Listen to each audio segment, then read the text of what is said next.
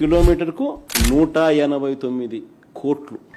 దేశంలో ఎక్కడ కూడా హైవేలు వేసినా కూడా కిలోమీటర్కి అయ్యే ఖర్చు ఎంత అని చెప్పి ఈ మధ్య కాలంలోనే పార్లమెంట్ లో కేంద్ర మంత్రి గారిని, హైవేస్ మినిస్టర్ ని, నితిన్ గడ్కరీ గారిని ప్రశ్న అడిగినారు. ఆయన ఇచ్చిన సమాధానం ఒకసారి చూస్తే, సివిల్ కన్స్ట్రక్షన్ ఎక్కడైనా కూడా యావరేజ్ గా రోడ్లు వేయడానికి నేషనల్ హైవేకి అయ్యే ఖర్చు కిలోమీటర్ కు 24 కోట్లు అని చెప్పి ఆయన పార్లమెంట్ కు ఆయనంతకు ఆయనే లిఖిత పూర్వకంగా సబ్మిట్ చేసిన లెటర్ అది. కానీ మన అమరావతిలో ఎంత తెలుసా కిలోమీటర్ ఖర్చు? 53 కోట్లు. ఇంకా విచిత్రం ఏమిటో తెలుసా?